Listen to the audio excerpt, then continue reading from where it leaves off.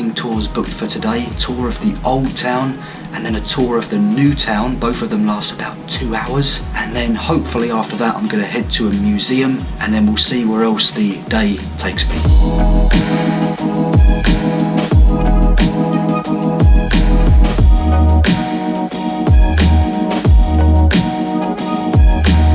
I've left the hotel and I'm out and about in the old town of Stockholm called Gamla Stan. I'm heading for a walking tour, as I said earlier. I'm actually going for the new town walking tour first and then the old town after that at about 1 o'clock. Quite a big group this morning, probably about 50-60 people. So I found out that Sweden has a population of 10 million. 2 million of those people live here in the capital Stockholm, and by GDP it's the 10th richest country in the world. So according to the tour guides, Stockholm was created in about the 12th century.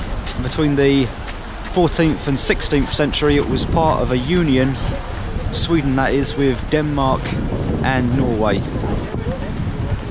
This is the Royal Palace just inside Gamla Stan, the old town in Stockholm. It's been here since 1697, rebuilt when the original palace burned down. Quite a nice little area. Head through here now, continue the walking tour. Apparently this white building in the middle is where the Prime Minister lives. Doesn't seem very well protected.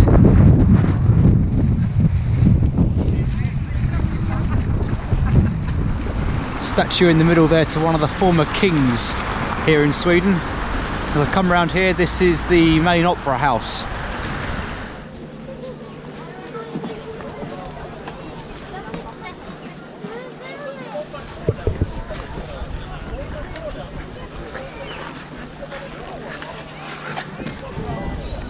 Just passing the ice skating rink, which is where I was last night. See how low the sun is in the sky.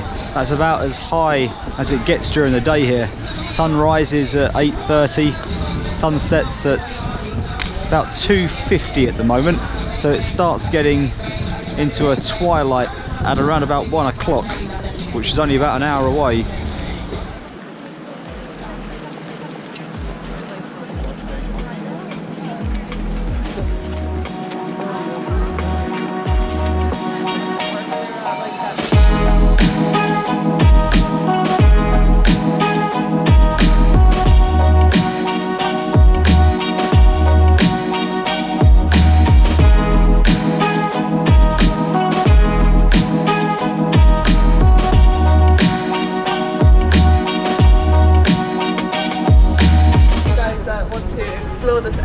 After the tour has ended, I'd either recommend heading up this way towards Stortorget, or you can head down this road behind you, which is called Hamnegatan. This is a statue of a famous Swedish actress who performed here at the theatre many times. When she died, she said she didn't want a statue because to her they were cold and lifeless.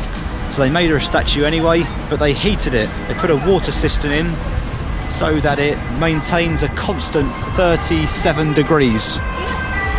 Which is the temperature of the human body. Quite clever really, touch it, it's warm. And touch it more.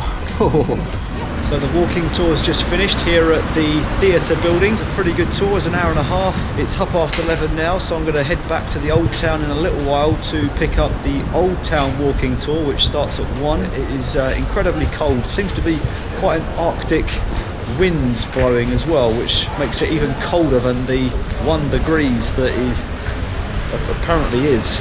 Okay, so I'm just crossing the bridge back into Gamla Stan, the old town in Stockholm. I've got the Royal Palace to my left, the Parliament building to my right. Actually, I've just remembered that the lady on the tour said that the changing of the guards at the Royal Palace happened just after 12. The time is just after 12. I can hear it starting.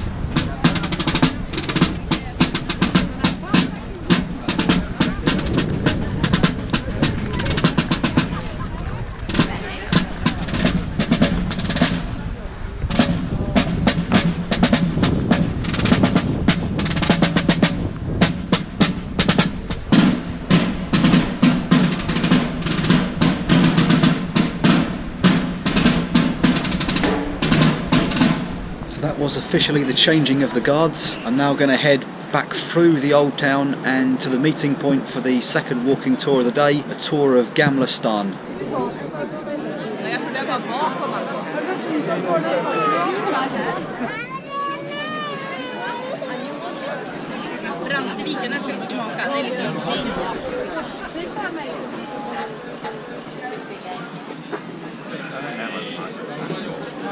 Alltså den som är rund och jaha.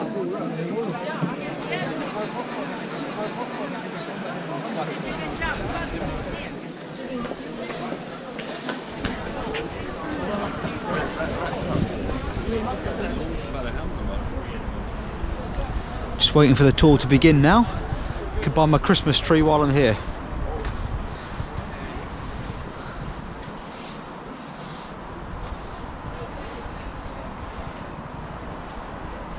So it's all started. We're on our way to the first stop. Looks like that's here. Similar place to the first stop this morning. Hope it's not the same tour at a different time.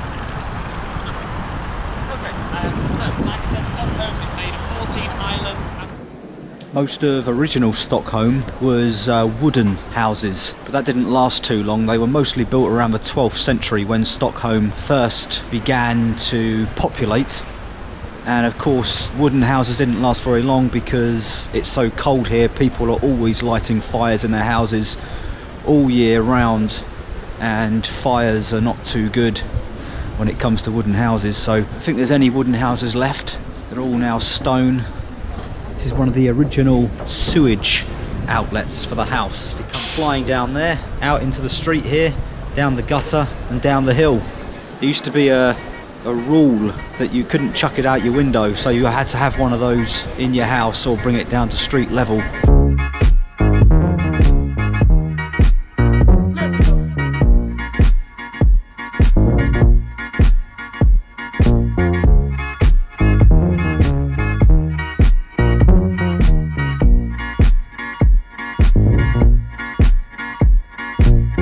Towering high above this alleyway is Gamla Stan's highest church.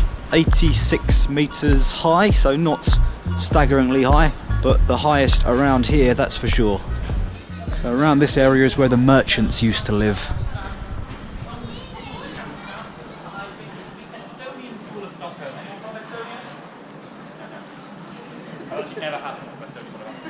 I only learned it about 2 weeks ago. So between these two houses, that one and that one, is the narrowest alleyway in Stockholm, measuring 90 centimetres and all downhill from where we are. I'm about to head down it.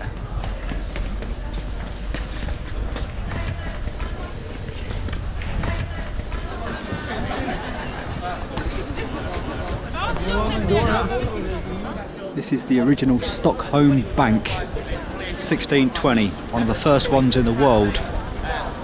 That's why it's got a fortified door and barred windows.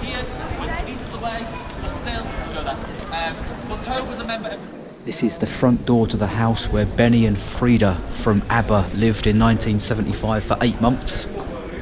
It's around about the time they won the Eurovision Song Contest in Brighton, England, with the song Waterloo. Who'd have thought it? They lived right here in the centre of Old Town Stockholm. Heading up here, one of the main streets now, to our next stop.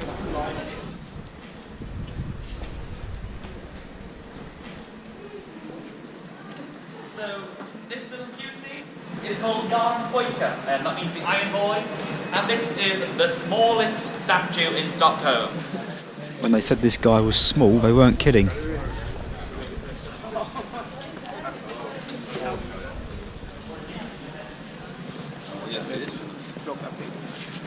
See, the two windows here are just painted on. There's no windows there.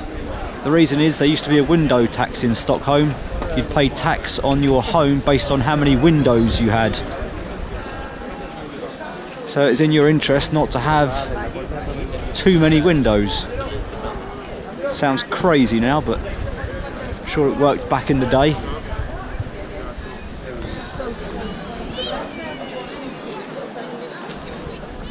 Final stop is going to be the market square, which is where the Christmas market is. Looks very festive.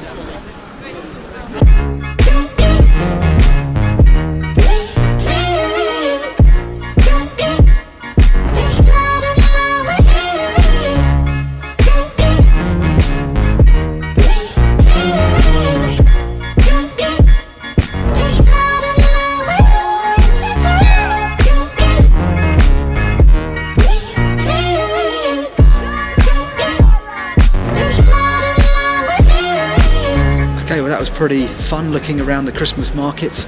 My next adventure is going to be the Nobel Museum, which was set up in memory of Alfred Nobel, who lived here in Sweden. He was Swedish. He's the guy that invented dynamite. Through a load of confusion, his obituary got released into a newspaper before he died, and when he read it he didn't like it, so having no wife and no children, he set up the Nobel Foundation and Nobel Prize system back in 1896. But I'm going to go and have a look around the museum now and learn a little bit about his life and about the prizes that have been issued out over the years. So this is essentially a museum of the people who have managed to move the human race forward in very significant ways. Okay, just had a mini tour, which was really interesting, lasted about 20 minutes. Found out that there are 6 Nobel Prizes. Prize for chemistry, physics, medicine, literature and peace, and then one added more recently after Alfred Nobel's death, economics. There are nearly 1,000 Nobel Prize winners since it was created in the early 1900s, and all of them are up there on what I believe was an old launderette swing rail going around and around. Apparently if you want to see all the prize winners come past, it will take you about 7 hours to stand here watching. The Nobel Prizes are still awarded here in Stockholm every year, just up the road in the town hall actually, which I hope to be visiting either tomorrow or Monday. When Alfred Nobel died, he left a fortune to the Nobel Foundation. These days the foundation is worth around about 3.5 billion US dollars. And each Nobel Prize winner receives, amongst other things, about 1 million US dollars. Right, I'm outside the museum and I'm just having a quick look around the market. The museum, by the way, is that building on the right hand side, so it's right in the market square. Gonna have a quick look around the stalls. In the name of Christmas, I've got myself a mulled wine. Let's give it a go.